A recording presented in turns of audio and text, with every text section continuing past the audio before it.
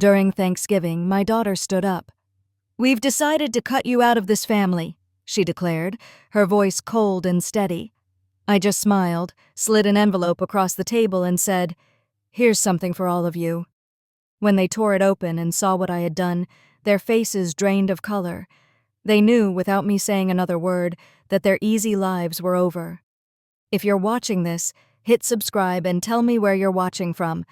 I'm Margaret Wilson, though most call me Maggie. At 68, I never imagined I'd be sitting in this modest apartment telling my story to strangers on the internet. Yet, here I am. And believe me, this story is worth your time. That Thanksgiving dinner was just 3 weeks ago. But to really understand how we ended up at that table, you have to go back 6 months to the day my entire life collapsed. And how I carefully, step by step, put it back together. It began with Harold's funeral. My husband of 45 years died suddenly of a heart attack while working in his treasured rose garden. One moment, he was trimming the bright yellow climbers along the fence. The next, he was gone. The roses kept blooming, but my world stopped. Susan, my daughter, and her husband, David, stepped in right away. They handled the funeral planning I couldn't face, opened their lovely colonial home to out-of-town family, and made sure I had at least a few bites of food during those days when grief left me hollow. My son, Michael, flew in from Denver with his wife, Patricia, and their twin boys. For a few days, we felt like a family again. "Mom, you can't stay in that big house alone," Susan told me a week after we laid Harold to rest. She sat at the same kitchen table where I'd served her breakfast every morning of her childhood. "It's not safe, and honestly, it doesn't make sense anymore." I glanced around the kitchen Harold and I had remodeled only 5 years earlier. The gleaming subway tiles, the farmhouse sink, the wide island where we'd shared countless cups of coffee.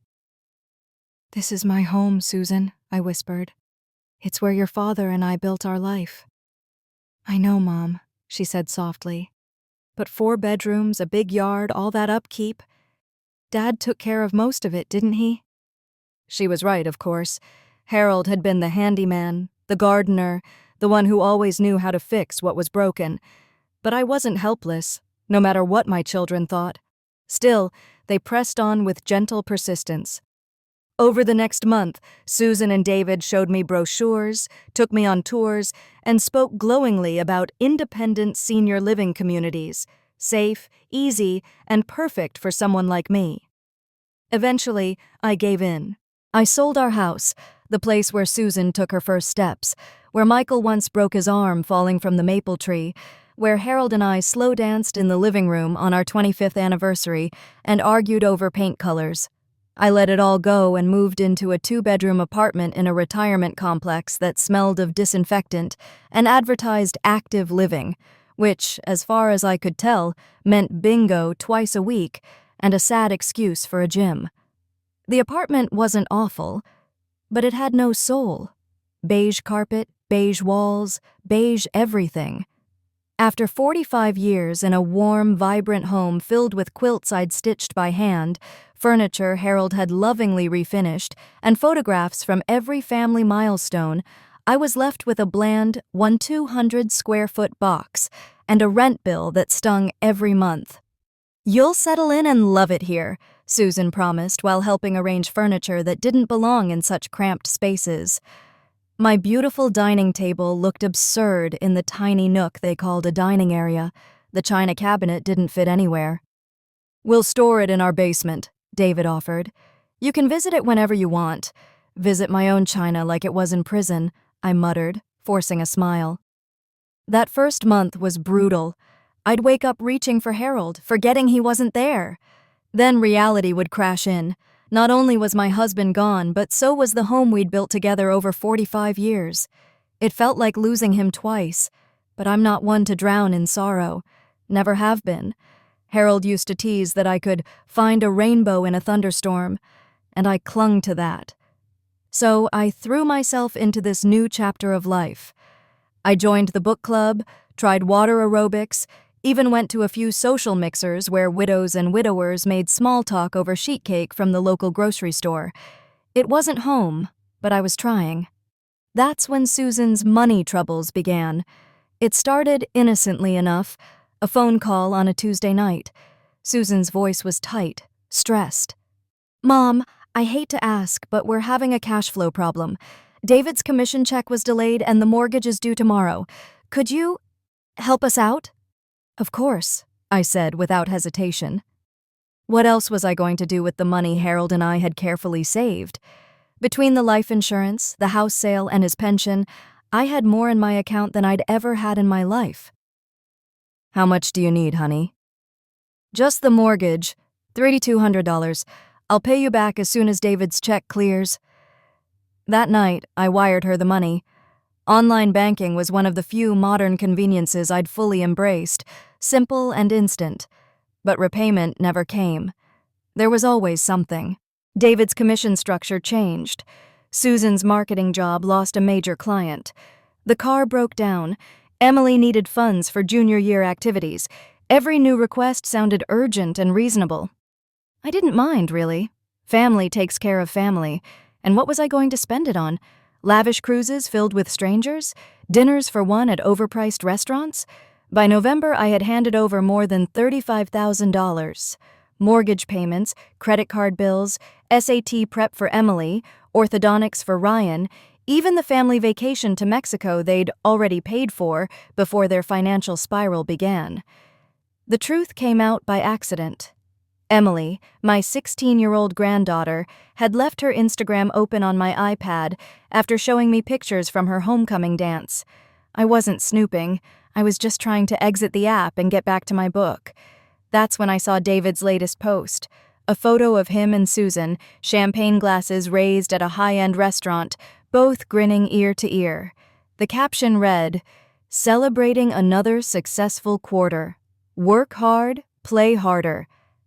#blessed, #living our best life." Successful quarter? Best life?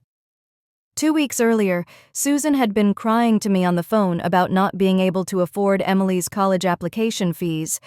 I scrolled through more of their posts, my coffee growing cold as the truth unfolded in perfectly filtered photos. The weekend getaway to distress was clearly a luxury spa resort.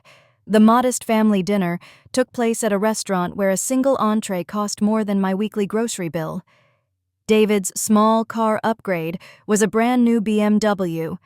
All this while I was quietly covering their mortgage. That night, I couldn't sleep. I kept thinking about Harold, about the years he'd worked double shifts at the factory so we could pay off our home early, about the beat-up cars we'd driven until they literally couldn't start, about how we'd saved every penny for the retirement trips we never got to take, because Harold died just 6 months after finally retiring. The next morning, I called Susan. My voice was light, casual, as though I hadn't spent half the night staring at the ceiling. "Hi, sweetheart. How are things?" "Oh, you know," she sighed dramatically. "Same struggles. David's commission check is late again. We're behind on Emily's car insurance, and I just don't know what to do." Interesting. David had just boasted online about closing his biggest deal of the quarter. "That's terrible, honey," I said gently. "You must be so stressed."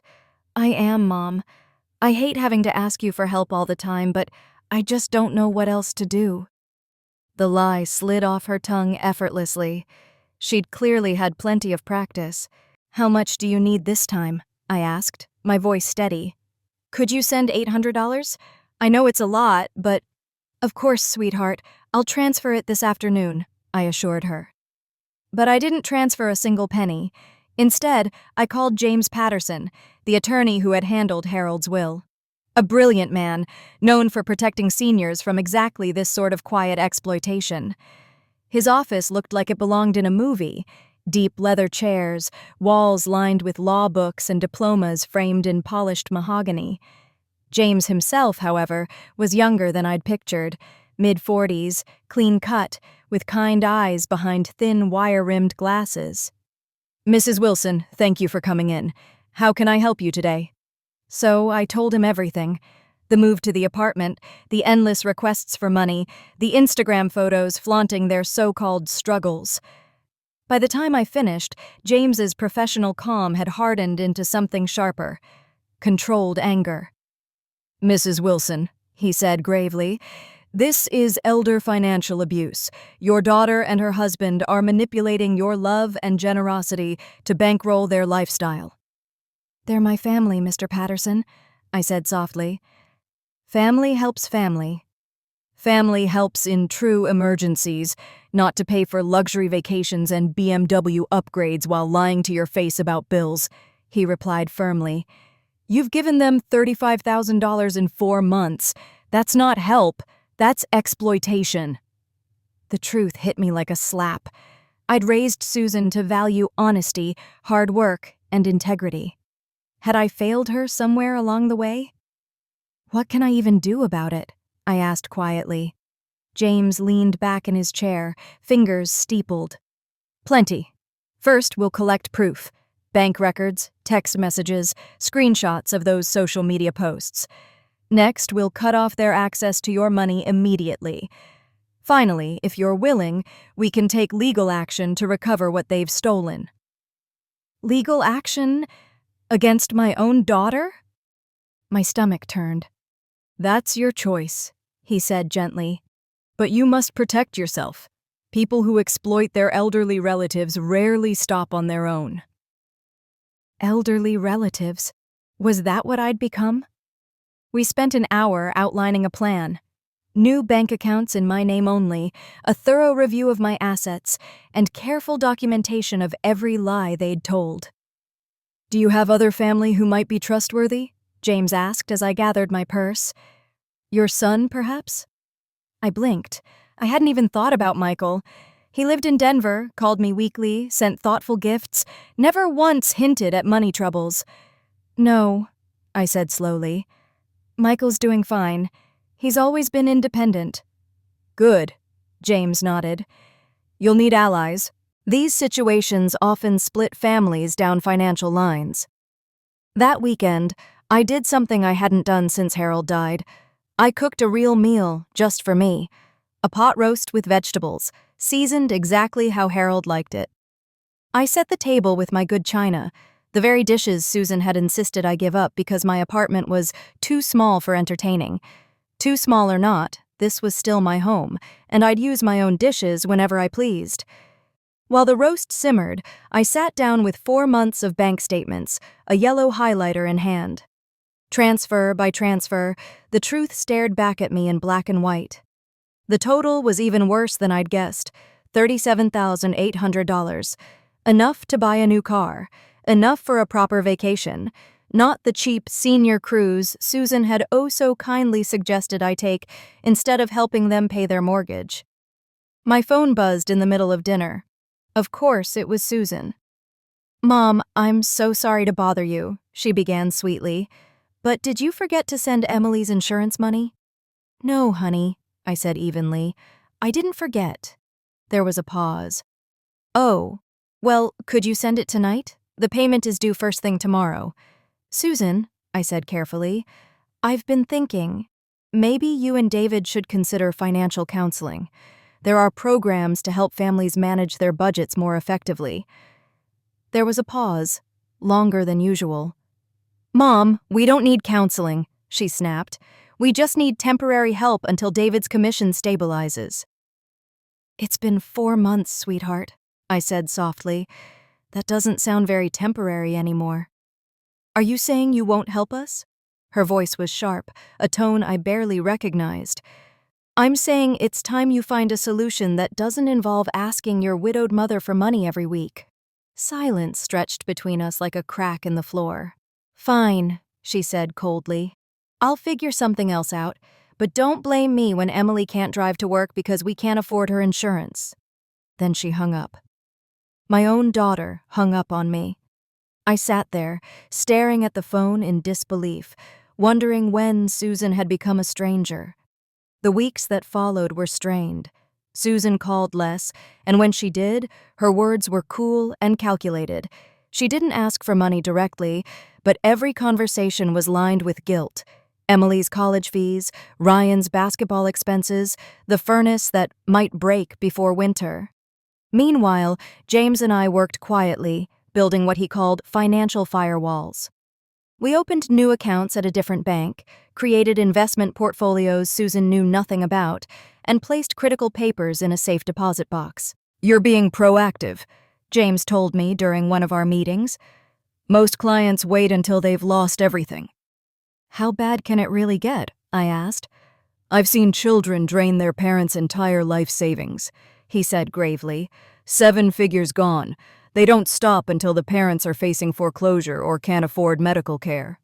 He told me stories that made my stomach turn. An 82-year-old woman whose son forged her signature on a reverse mortgage and gambled it all on crypto.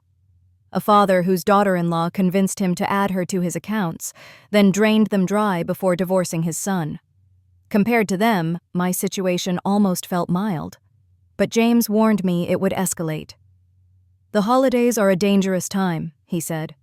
"Families expect money, tension rises, and manipulation peaks.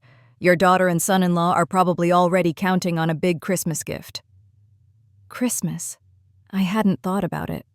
Last year, Harold and I had handed Susan's family $5,000 to make Christmas magical.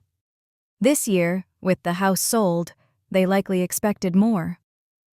"What should I do?" I asked. "Set boundaries," James said firmly.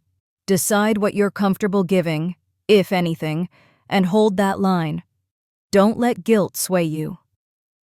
That night, I decided $500 each for Emily and Ryan, given directly to them. Nothing for Susan and David. No help with travel or holiday meals. This Christmas would be different, honest and on my terms. But Susan had other plans. The call came on a Monday night in early November. She was crying, which instantly set me on edge. Susan was not a crier.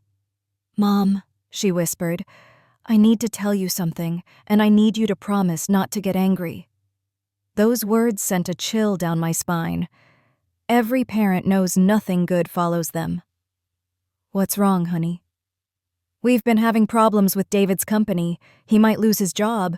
There's been some restructuring and his position is being eliminated." My heart sank despite everything. Losing a job right before the holidays was genuinely terrible news. "Oh, Susan, I'm so sorry. When will he know for sure?" "Next week. But Mom, here's the thing. Even if he keeps his job, they're cutting his territory in half. His income is going to drop by at least 40%. "That's awful," I said softly. "Have you started going through your budget? Figured out what you can cut back on?" "We've gone over everything, Mom. We're already running lean," she insisted. Lean. Right. Lean families don't post Instagram photos from restaurants that charge $200 per plate. "There's something else," Susan continued, her voice hesitant. "Something I probably should have told you months ago." Here it comes, I thought grimly. When we asked you to help with the mortgage, it wasn't just a temporary cash flow issue. We've been behind for almost a year. We're in danger of losing the house. The house. Their perfect colonial with manicured landscaping, 2-car garage, and custom shutters. The home I thought I was helping them save with current mortgage payments, one they were already about to lose. "How far behind are you, Susan?" I asked. 6 months, maybe 7, she admitted.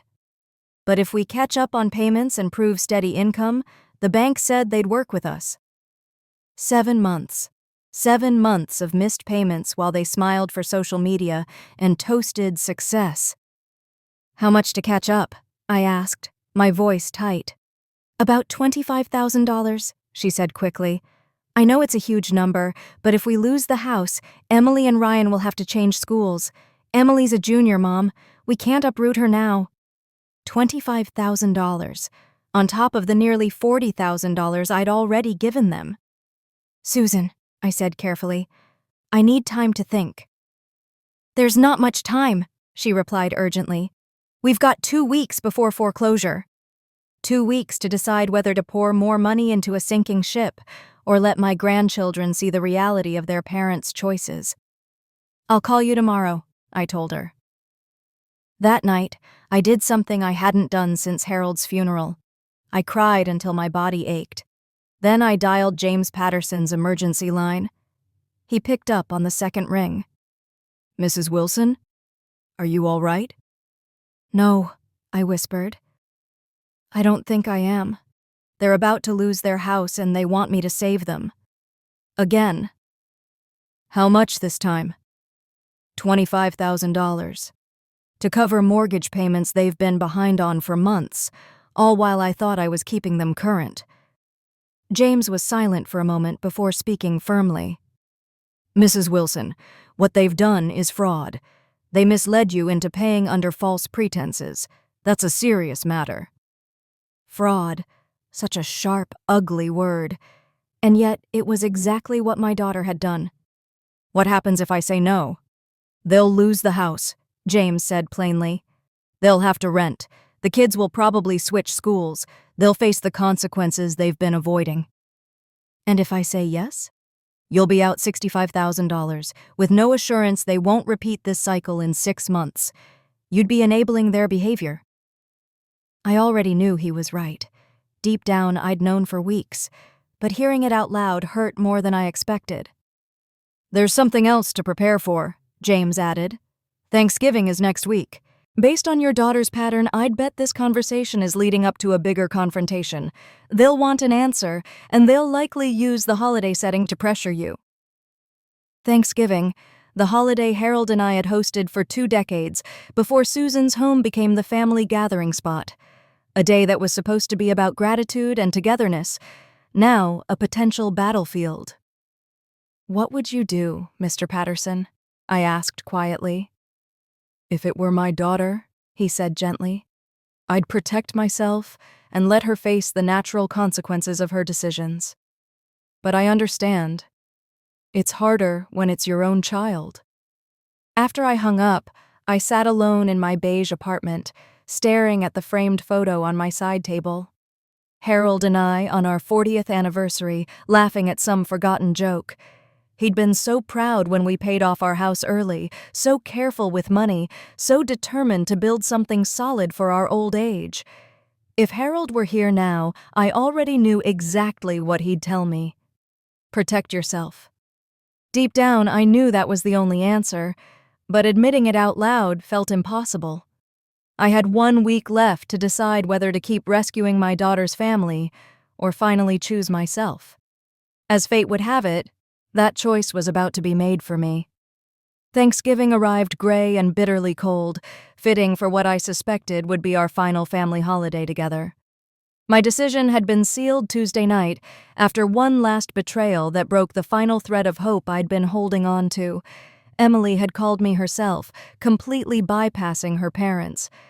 "Grandma, can I ask you something? Privately?" "Of course, sweetheart." "Are Mom and Dad having money problems? They keep whispering and seem really stressed." Out of the mouths of babes. "Why do you ask, Emily?" "Well, Mom told me you can't afford to help with my college applications because you're on a fixed income. But I saw Dad's new golf clubs. They cost like $3,000. I looked them up online. $3,000 golf clubs, purchased while they told their daughter that Grandma couldn't spare $400 for her college applications. That was it. I was done being their personal ATM. When I arrived at Susan's house, I carried 2 things, a casserole dish filled with my famous sweet potato soufflé, and a manila envelope that would turn this Thanksgiving into one they'd never forget. Inside was every bank transfer, every Instagram post, every deception, all neatly organized in chronological order, and one additional surprise that would guarantee they'd never dare pull this stunt again. "Mom!" Susan greeted me with a hug that was a little too bright, a little too sweet. "You look wonderful. That color is perfect on you." The compliments flowed easily, as if they'd rehearsed them. David appeared, smiling broadly, wine glass in hand. "Margaret, great to see you. How's the apartment treating you?" "Just fine, thank you," I replied evenly. Emily and Ryan hugged me tightly, and for a fleeting second, guilt pierced through me. But then I reminded myself, Protecting them from their parents' recklessness might be the most loving thing I could do. Dinner was pleasant, almost too pleasant. Conversation carefully tiptoed around anything financial. Emily's college plans, Ryan's basketball stats, David's work projects. All smiles, all laughter, all lies. After dessert, Susan and David exchanged a glance. Showtime. "Mom," Susan began softly, "we wanted to talk to you about the house situation." "Of course."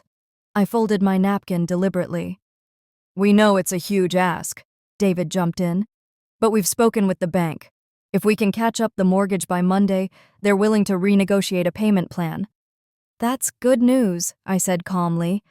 "The thing is, Margaret," David leaned forward, tone serious, "this is really our last chance. After this, there are no more options." "I understand. So, we were hoping—" Susan's voice faltered. "You were hoping I'd give you $25,000? I said flatly. "Loan," David corrected quickly. "We'd pay you back. With interest." I reached into my purse and placed the envelope on the table. "Actually, I have something for all of you." Susan's face lit up with a relieved smile. "Oh, Mom, you didn't need to bring gifts.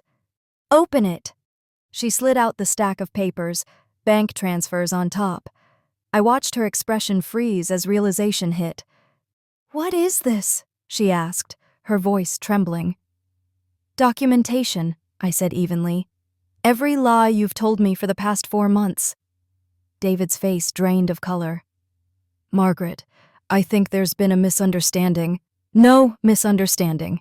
You took $37,800 from me under the guise of financial hardship, then used it for vacations, 5-star restaurants, and golf clubs, while your mortgage was already in default."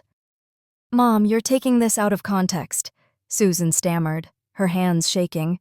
"Really? And what context justifies lying to your widowed mother, telling her she's helping with current mortgage payments when you're 7 months behind?" Emily's eyes widened in shock as she looked between her parents. "Is this true? Have you been lying to Grandma?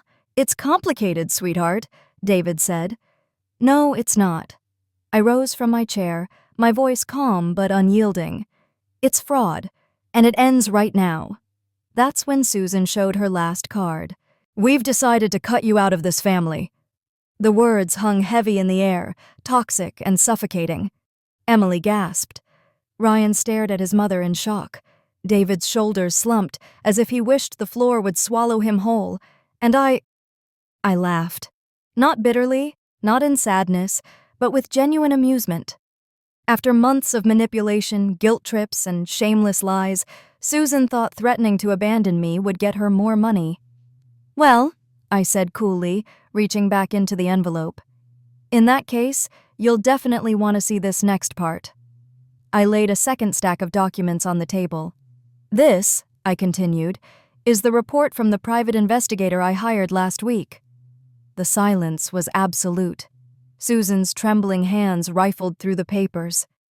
"It details every luxury purchase you made with my money, every extravagant meal, every vacation, all matched with your social media posts and credit card records." David's face went ghost white. "You hired an investigator?" "I did. And I also filed a formal complaint with the State Attorney General's office for elder financial abuse. That's document number 3. Susan flipped through the stack, her composure unraveling. "You can't do this to us. We're your family." "Family doesn't steal, Susan. But since I'm no longer part of this family, I suppose that makes you common criminals, not ungrateful relatives." "Grandma?" Emily whispered, her eyes wide with fear. "What's going to happen to me?" "You're going to have a peaceful Thanksgiving, sweetheart," I said gently. "As for your parents, that depends on how willing they are to cooperate with the authorities." David's mask of charm cracked completely. "You vindictive old woman! Do you realize what you've done? We'll lose everything." "You already lost everything the moment you treated me like a mark instead of your mother." "The kids will have to switch schools," he snapped. Then they'll learn actions have consequences, something you've clearly failed to teach them. Susan's tears spilled freely now, desperation in every word. Mom, please, if you go through with this, you'll never see your grandchildren again. I glanced at Emily and Ryan, both staring at their parents with heartbreak and disappointment etched on their young faces. My chest ached, but my resolve held firm. Sweetheart, I said softly to Emily, in 2 years you'll be 18. You can decide for yourself if you want a relationship with a grandmother who refused to enable your parents' behavior or with parents who tried to use you as leverage to steal money. I stood, grabbing my coat and purse. The investigator's report also recommends financial counseling and possibly addiction treatment for your spending habits. I'd take that advice seriously. At the door, I turned back one last time. Oh, and Susan? Happy Thanksgiving. The phone rang at 6:00 a.m. the next morning.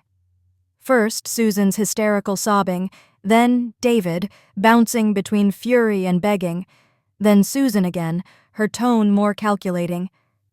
Mom, I know you're angry, but think about Emily and Ryan. They don't deserve to be punished for our mistakes. I'd been awake since 5, sipping coffee and watching the sunrise from my tiny balcony. The peace was intoxicating. No more anxiety, no more waiting for the next request. You're right, Susan, I said calmly. They don't deserve to be punished. But they also don't deserve parents who lie, steal, and hide behind their kids when they're caught. We never meant for it to go this far, she sniffled. Which part? I asked coolly. The lying? Or the stealing? We're not criminals, Mom. We just made bad decisions. We were desperate. Desperate people don't drop $3,000 on golf clubs while claiming they can't afford college application fees, I said flatly. Silence. By noon, I'd counted 17 calls, 43 texts, and 2 emails, shifting wildly from tearful apologies to legal threats to promises that they'd never ask for money again if I just dropped the complaint. I responded to exactly none of them. At 2 p.m., James Patterson called. Mrs. Wilson, I've been contacted by an attorney representing your daughter and son-in-law, he said. They'd like to discuss a settlement. What kind of settlement? I asked, though I already had a guess. Full repayment of every dollar they took, James explained, and a signed agreement from you not to press charges or pursue civil action. In exchange, they'll agree to sever all contact with you. I laughed, a sharp, humorless sound. They honestly think cutting contact is some kind of punishment for me? That's a gift. Apparently, their lawyer seems convinced you value family ties more than your own dignity or finances, James said dryly. They're wrong, I replied. At this point, I value my self-respect above everything else. So you'd like to proceed with the complaint? I thought of Emily and Ryan, of Susan as a little girl bringing me wilted dandelions she thought were flowers. I thought of David years ago, nervously asking for Susan's hand. And then I pictured Harold, exhausted after back-to-back shifts, proudly holding the deed to our paid-off home and the promises we made to each other to never squander what we'd worked so hard for. Yes, I said at last. We proceed. That evening, Michael called from Denver. Mom, Susan says you filed a legal complaint against them. Yes, I admitted carefully. For elder financial abuse. They took nearly $40,000 from me under false pretenses. 40,000? Michael's voice was incredulous. God, Mom, I didn't realize it was that much. They lied to me for months, I said, tears prickling my eyes. Claimed they were struggling to keep up with bills when they were already in foreclosure, all while using my money for trips and golf clubs. And they told Emily I couldn't afford her college fees. There was silence. Then Michael's voice softened. That's awful. I'm sorry, Mom. You're not angry at me for standing up for myself? I whispered. No, I'm proud of you. I broke down then, sobbing with relief. Gratitude washed over me for this son who saw things clearly and stood by me despite the family drama. Patricia and I were talking, Michael said gently. Come spend Christmas with us. Stay as long as you like. The boys miss their grandma. For the first time in months, Christmas felt like something to look forward to. The settlement meeting was held the next Tuesday at James Patterson's office. Susan and David walked in with their lawyer, Richard Price, a polished man whose reputation was saving white-collar criminals from themselves. Both of them looked completely undone. David thinner, his face lined with worry, Susan's usual flawless look replaced by a pale, tired woman with swollen eyes. Price launched into his pitch immediately. Mrs. Wilson, my clients believe there may have been some misunderstandings about the financial help you offered, but filing criminal charges against your own family is extreme, don't you think? James didn't even glance up. Your clients committed elder financial abuse. Taking funds through deception isn't a misunderstanding, it's a crime. The money was a gift, Price countered smoothly, freely given by a loving parent. Freely given under false pretenses, James replied sharply. We have a complete record proving it. Price changed tactics. Surely you don't want to see your daughter in prison, Mrs. Wilson. Think of your grandchildren. I'd reached my breaking point. I leaned forward, eyes locked on his. For 4 months, I've been told to think of my grandchildren every time I questioned another outrageous request. I was told to think of them while my daughter lied to me about mortgage payments she wasn't making, while my son-in-law used my retirement savings for golf clubs and fine dining, while they told Emily her grandmother was too poor to help with her future. I leaned closer, voice steady as steel. I am thinking about my grandchildren, Mr. Price. That's why I won't let their parents get away with this. I leaned forward. I have thought about my grandchildren, and I've decided they deserve better parents than the ones they have. Susan's sobs grew louder. David kept his eyes fixed on the table. Price shifted uncomfortably, as though he was reevaluating his entire career choice. However, I said calmly, I'm willing to discuss alternatives. James raised an eyebrow. We hadn't talked about this. I want full restitution of the $37,800, I said clearly. A written apology, admitting exactly what they did, and mandatory financial counseling for 6 months. And in return? Price asked cautiously. I won't press criminal charges, I replied. The civil complaint will stay open until every cent is repaid, but they won't see a jail cell. Susan's head shot up, a glimmer of hope in her eyes. And then, we can rebuild our relationship? She asked weakly. I shook my head. No, Susan. That ship sailed yesterday when you tried to cut me out of the family. This isn't about repairing relationships anymore. This is a business arrangement. David finally spoke, his voice low and defeated. We don't have $37,000. Then you'll make payments, I said firmly. James will draw up a schedule. And if we can't keep up? James leaned forward. Then the criminal complaint will be reactivated, and you'll face both civil and criminal courts. Price whispered hurriedly to his clients, then turned back to us. We'll need time to consider this offer. You have until Friday, I said, standing. After that, charges are filed. As they left, Susan paused at the door. Mom, I'm sorry. I know you don't believe me, but I really am sorry. I met her eyes. I believe you're sorry you got caught, Susan. I don't believe you're sorry for what you did. She walked out without another word. That evening, James called me at home. Mrs. Wilson, he said, I need to ask, are you truly prepared to see your daughter in jail if she doesn't agree to this settlement? I thought about that for a long moment. James, I said at last, if she were a stranger who had stolen $40,000 from me, would you even ask me that question? No, he admitted quietly.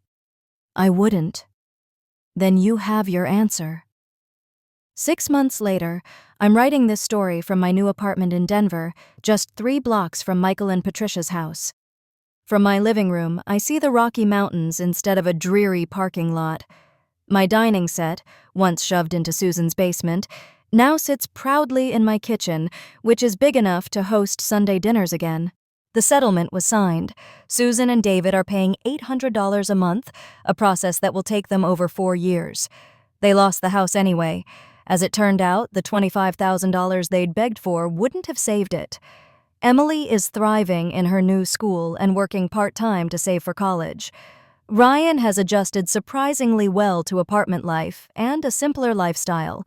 They've made every payment so far, on time. Michael's family welcomed me with warmth I hadn't felt in years. I have my own space, but see my grandsons nearly every day. 10-year-old Marcus and I bake Harold's famous chocolate chip cookies together, and 8-year-old Luke has declared I give the best hugs in Colorado. I've joined a book club, started volunteering at the local literacy center, and even tried skiing for the first time at 69. I was awful at it, but the hot chocolate afterward made up for it. Last month, Emily sent me a letter. She wrote that she'd been accepted into 3 colleges, each offering partial scholarships. She thanked me for refusing to enable her parents' destructive habits and told me she'd learned the value of earning things herself. She also mentioned that Susan and David are now attending Gamblers Anonymous alongside financial counseling. David's commission delays had been the result of massive sports betting losses. The fancy dinners and flashy purchases weren't signs of success, but desperate attempts to hide their collapse. I felt sadness reading her words, but no guilt. Sometimes, love means refusing to help someone destroy themselves. Harold used to say that the hardest part of parenting wasn't knowing when to catch your children when they fell, but knowing when to let them hit the ground so they'd learn to be more careful next time. It took me 68 years to understand what he meant. Susan hasn't reached out to me directly since we signed the settlement, though Michael sometimes passes along updates. From what I hear, they're both working steady jobs now, living within their means, and slowly repairing their financial lives piece by piece. Emily has started speaking to them again. Their bond is different, quieter, but healing in its own way. Some bridges, I've learned, can be rebuilt. Others must be torn down and replaced with something entirely new. As for me, I'm finally living the retirement Harold and I used to dream about. I travel when I feel like it, spoil my grandsons just enough to make them smile, and spend my time and money exactly how I choose. I miss Harold every single day, but I no longer carry guilt for finding joy in life without him. And I will never, ever feel guilty for protecting myself from those who would exploit my love, even if they're family, especially if they're family. Thanks for listening. Don't forget to subscribe and feel free to share your story in the comments. Your voice matters.